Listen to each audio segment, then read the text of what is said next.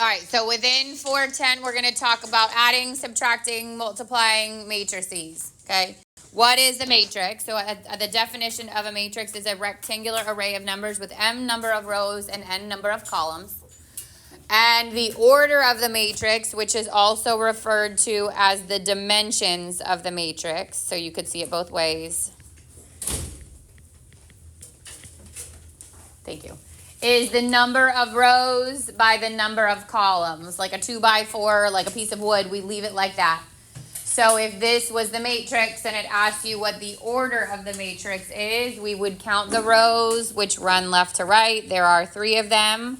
So it'd be 3 by, and then the columns, if you think about like the columns on a building, they're vertical. There would be 2 of those. And you'll need to know that for various reasons, but that's the first thing. So the order of the matrix, which means dimensions. Number of rows, then number of columns. Then we're going to add and subtract matrices. So in order to add or subtract matrices, they have to have the exact same dimensions. So you can only add a 2x2 to a 2x2. You can only add a 2x3 to a 2x3. You can only add a 3x2 to a 3x2. If it says perform the indicated operation, and if not possible, state why, then you can simply say something like they don't have the same dimensions. And they would look something like this. So it says carry out each indicated operation or explain why it cannot be performed. So if I go to A, these are both 2x2s, which means it can be done.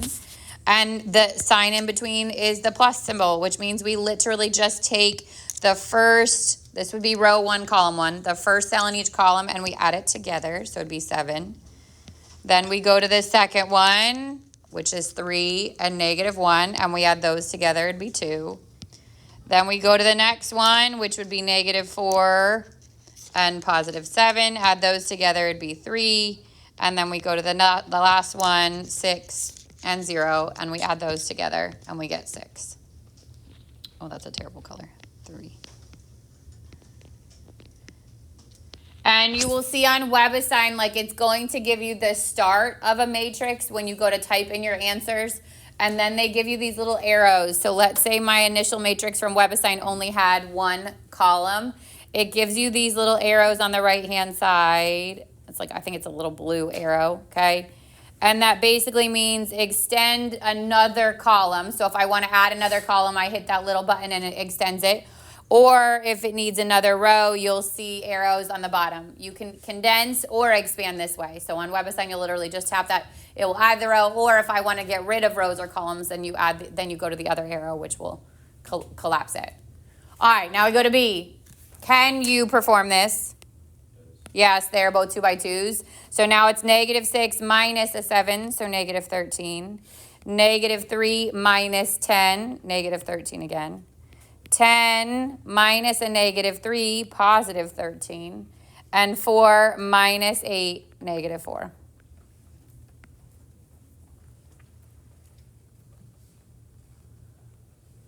Then you go to C. Can C be done? No. Why not? Not the same dimensions. Cannot be done. Different dimensions.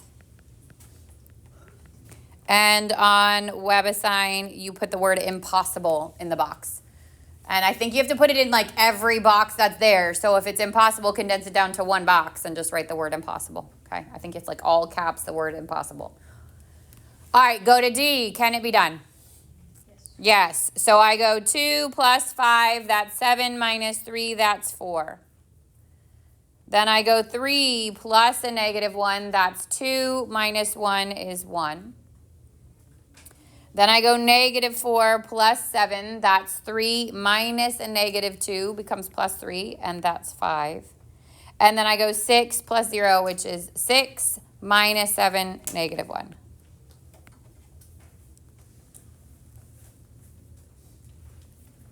Questions on those? All right, somebody said they saw it on, I can't remember if it was ACT or SAT, is another thing that you might see, which will say these are, what values would make it equivalent, right? Would make. Or it was like, right? Something like that, equivalent. And it said something like the x plus 2, and this was 10. Maybe something like that, right? Yeah, so if it's equivalent, that means they would equal each other, and so you would literally just grab this and set it equal to that. X plus 2 would equal 10, and x would have to equal 8. I think that's what they said was on it. Something like that, yeah? Maybe. All right, next up is a scalar product. So a scalar product means that, like a number, just like we do with vectors, a constant that you would multiply. If you have a constant times a matrix, then you would literally multiply that constant into every cell that's in that matrix. You'll either see it written like that, or you'll say like A equals 1, 2, 3, 4, and find 3A. And that means the same thing. Take 3 and distribute it into every term inside the matrix. So for example, given A is 3, negative 1, 2, 7, and B is 5, 10, negative 2, negative 1, find 2A. So I'm going to take 2 and distribute it on each of these, and I'd get 6, negative 2, 4, 14.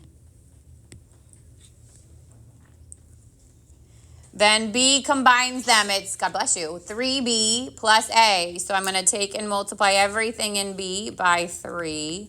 And I get 15, 30, negative 6, negative 3. And then I'm going to add that to A, which was 3, negative 1, 2, 7. I should have gone and asked at the beginning, before you even do the scalar, make sure it can be done, because if B was a 2 by 3 and A was a 2 by 2, don't even waste your time doing the scalar part. It couldn't be done. These can, because they're both 2 by 2s. So then 15 plus 3 is 18, 30 plus a negative 1 is 29, negative 6 plus 2 is negative 4, and negative 3 plus 7 is 4.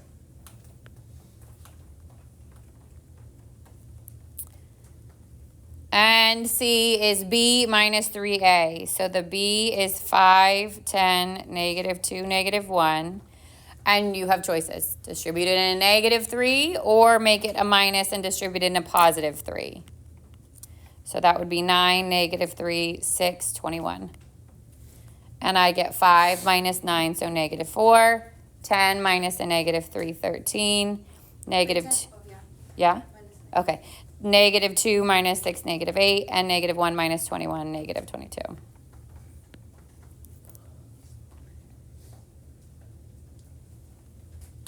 We good so far? We remember this stuff? Not so bad, right?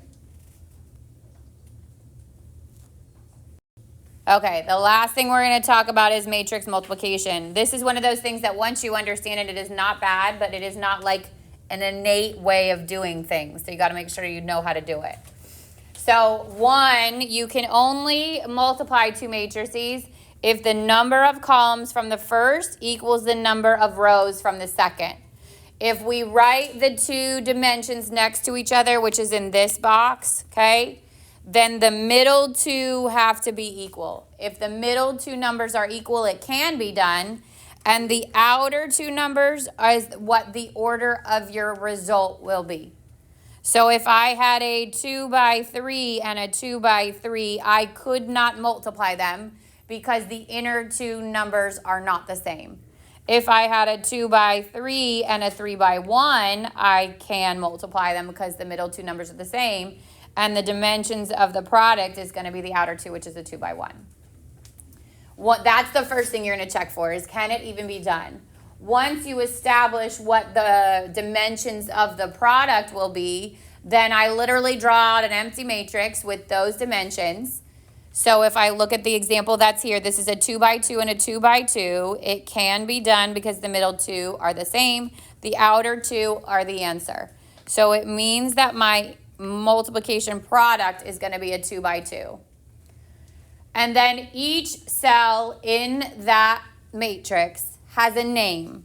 It is the row it's in and the column it's in. So this first box is row 1, column 1. The second box is row 1, column 2. The third box underneath is row 2, column 1. And that last box is row 2, column 2. If you give them its name, it tells you what you're multiplying by to get that result.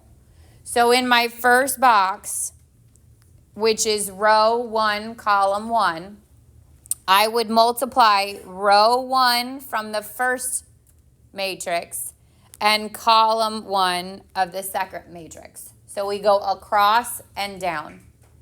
I do first times first plus second times second, kind of like your dot product. First times first plus second times second. And then I would go to row 1, column 2, and that would be row 1, column 2. First times first, so A times F, plus second times second, B times H. We're going to obviously do this with numbers. But it's always across and down, left to right. So let's work through an example. A says find A times B. So A is 2 by 3 and B is 3 by 2. Can it be done? Yes. What's the dimensions of your result? 2 by 2. Outer two numbers. This, I would say, is one of those things that's way easier to do in Notability because you can like highlight and you can move things around, and it gets really, it stinks when you have to do it on paper, okay? So I'm going to go, this is, that first column is, or that first box is row 1, column 1. When doing the by, do you do column by row or row by column? When you do the dimensions, it's row then column. So there's 2 rows. 2 rows, 3 columns for A. 3 rows, 2 columns for B. Inner 2 have to match, which they do. Outer 2 is the result. So this is row 1, column 1. So I'm going to multiply row 1 in A by column 1 in B, 1 pair at a time. So I do -2 times -4, which is 8, plus 1 times 1, which is 1, plus 3 times 2, which is 6. And then add them all together, you get 15. Now I'm going to repeat it for row 1, column 2. I already have row 1 highlighted, but now I'm going column 2. And again, we go 1 pair at a time. 2 times -1 is 2. 1 times 0 is 0. 3 times 3 is 9. And I get 11.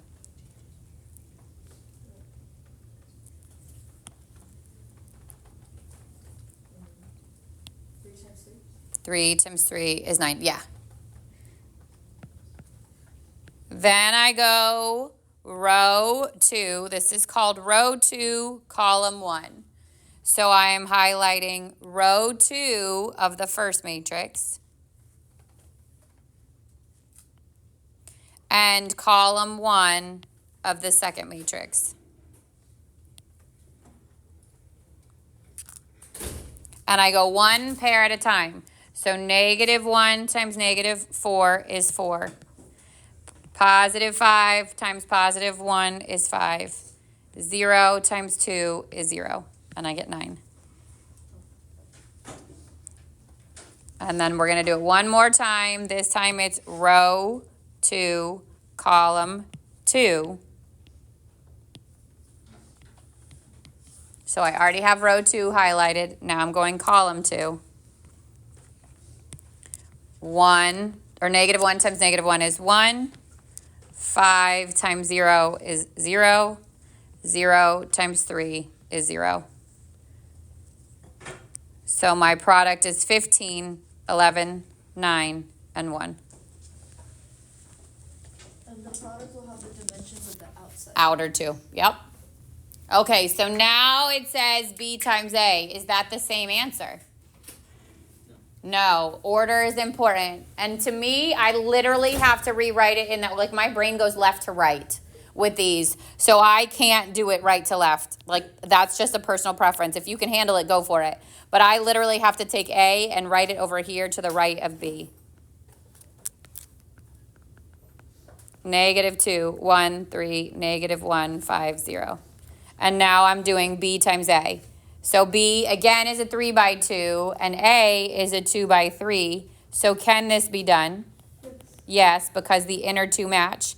But the outer 2, this time, is a 3 by 3, like a tic-tac-toe board.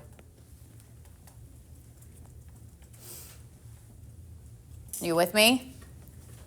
So the first one is row 1, column 1. Row 1, column 1. Negative 4 times negative 2. Positive 8. And then negative 1 times negative 1, positive 1, so that's 9. Then I'm going row 1, column 2. Negative 4 times 1, so negative 4. Would you multiply B and A? Oh, by 2. Okay, so negative 4 times negative 2 and then negative 1 times. Correct. Now I'm in row 1, column 2. So negative 4 times positive 1 and negative 1 times 5, negative 9. Then I'm going row 1, column 3. Negative 4 times 3, negative 12. Negative 1 times 0, 0. And I get negative 12. We good? Yes, now I go row 2. Row 2, column 1. 1 times negative 2 is negative 2. 0 times negative 1 is 0. Row 2, column 2. 1 times 1, 0 times 5. And row 2, column 3. 1 times 3, 0 times 0.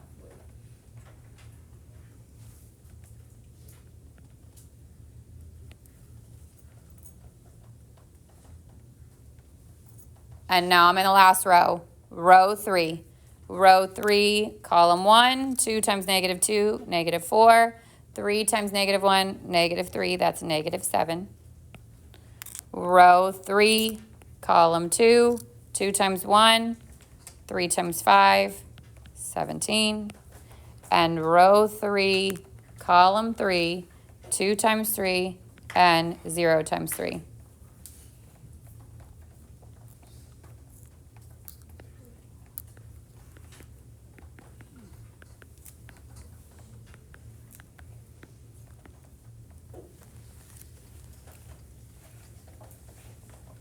Questions on that one? So if you understand the name of the cell thing, if you're going like through it left down, left down, left down, people get into like a pattern, you're fine. But let's say I just was like, this cell is wrong. How do I check it? Well, that is row 2, column 3.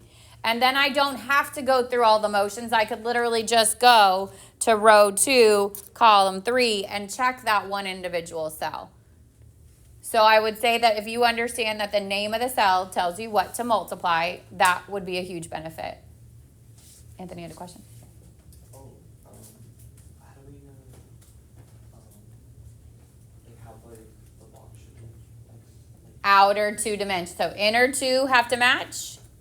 Outer 2 is the result. And the rows go first, right? Rows, then columns. Yep. Because that's how a cell's named. Row, column. That's how dimensions are named. Rows, column. What's the dimensions on the first one? 4 by 2. What's the dimensions on the second one? 2 by 2. So can I do it? Yes, middle 2 match. What's the result? 4 by 2. So I get 4 rows, 2 columns. Practice it, do it, and then I'm going to show you how to check it with a calculator.